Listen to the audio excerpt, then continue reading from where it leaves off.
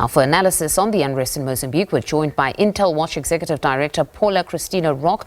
Good evening, Paula. Thank you very much for joining us on the program. Firstly, your reaction to all that has happened now post that announcement confirming Daniel Shapo as the winner post those elections. Well, thank you very much for having me, and good evening. The situation right now is very volatile. It was expected.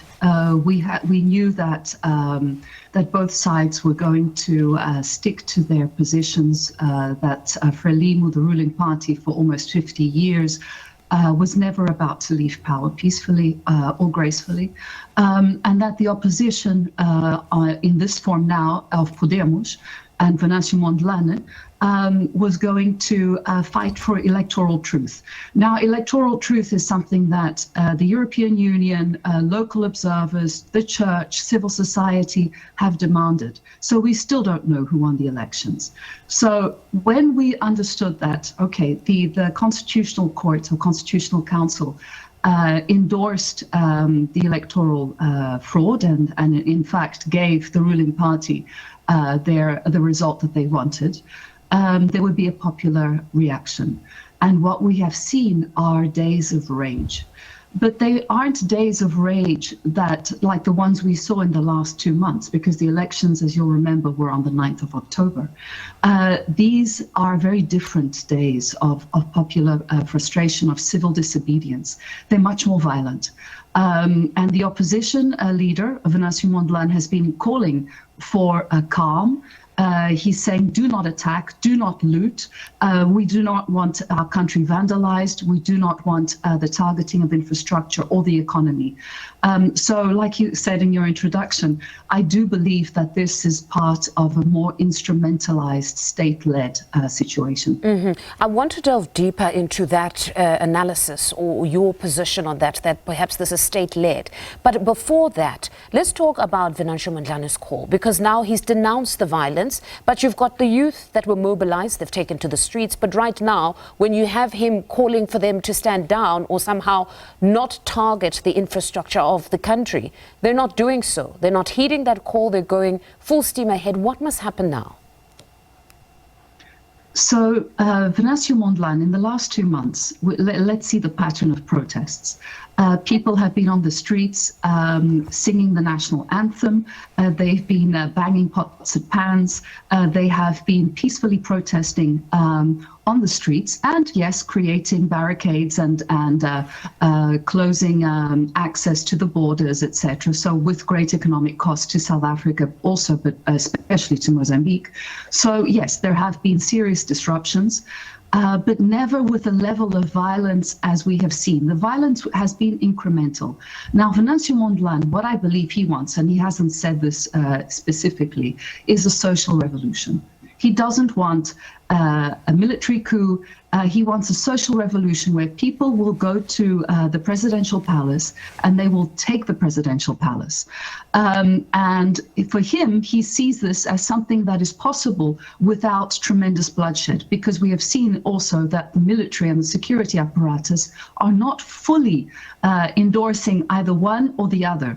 So when they storm, pardon me for interjecting there, so when they storm the presidential palace, what happens then? Because in most coups, that's what happens. Then there will be a takeover of government and a regime change. So this social revolution, how does it unfold? They get to the presidential palace, they take over, then most certainly there'd have to be a president or somebody who governs from that point onwards. You're absolutely correct, yes. A coup is the military that takes over. In this case, it would be a social revolution by the people, and it would probably, in his calculations, bring the government to reconsider sitting down and talking. Now, Frelimo, we've seen, we're not exactly sure where the government is and what they are doing. Unfortunately, it seems that there is a state of generalized chaos. Now, the police, the head of the police is stating one thing, ministers are stating something else. The president, we haven't heard from him. The presidential candidate from the ruling party is calling for a dialogue. So there are very mixed messages. But yes, you're absolutely right. it would be a point of, if we have not taken power through the elections, through peaceful and constitutional means, we will take to the streets so that we can be heard. The day after, or the moment that they do reach the presidential palace, we don't know what he has planned for that. But the problem is, surrounding the presidential palace, and this is important, is a large contingent of Rwandan troops, also to protect against a military takeover. So we have very many elements that are now within the calculation of the ruling party. All right. Now, we've heard from reporters that really here, when you have those that have taken to the streets, on the streets, it's not really about the electoral outcome. Theirs is not about who won or who didn't win, but it really is the social issues that have continued to plague the country, that it would have been anything. It essentially served as a catalyst for them to take to the streets, but there have been issues that have been bubbling under in that country. So what we're seeing here is probably a protest that might not lead to some sort of benefit for Venancio Mondlane in the long run. Unfortunately, I don't agree. I think Mozambique has had elections and has had situations, they've had bread riots before, and nothing was of this dimension.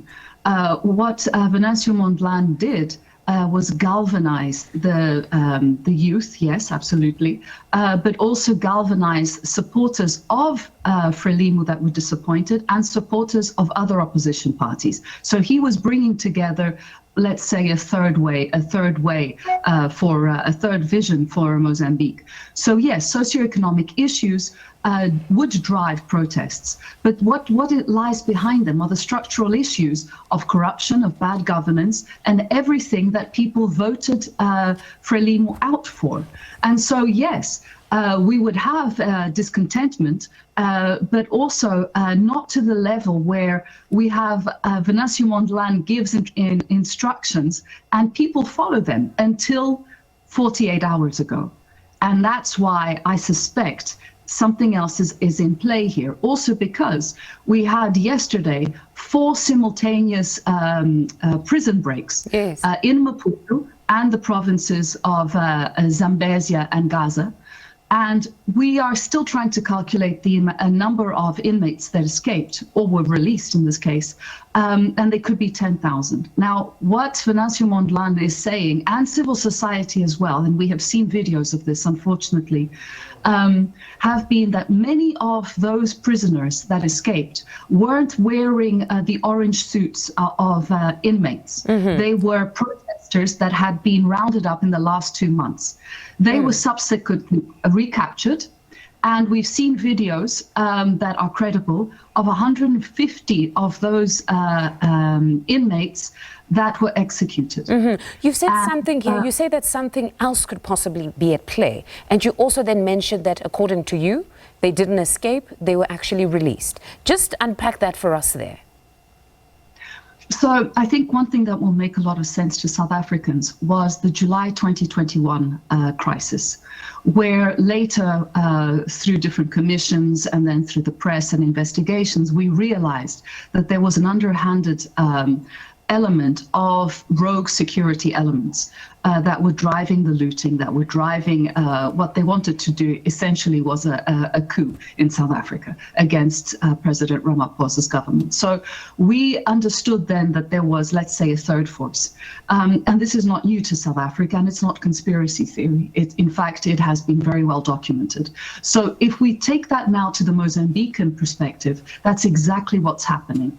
You release several prisoners, you give them weapons, you create militias, and you allow the police and the military not to be condemned in the most extreme ways, the way they had been, because they had been killing protesters in the last 2 months, but to justify the clampdown now in a way that we are capturing dangerous terrorists. Okay, and also probably delegitimize the cause of the ordinary citizens now, because you continuously have the conversation around the looting, the damaging of infrastructure, even if maybe now they've decided to be disciplined in their protests. But if you've infiltrated these groupings of perhaps peaceful protesters with these hardened criminals, then you'll have many people that will no longer support these protesters and say that, no, you guys are criminals yourselves, you've just been destructive, there clearly is no greater cause, you're just destructive.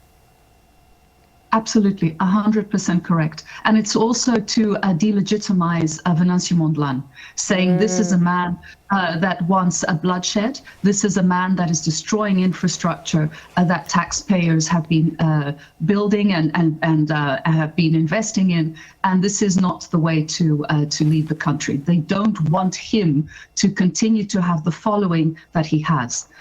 So yes, you are 100% correct. A very interesting perspective, Paula. Thank you very much for joining us on the program this evening. That's Paula Christina Roque, Executive Director of Intelwatch, just sharing her views on what we're seeing unfolding in Mozambique.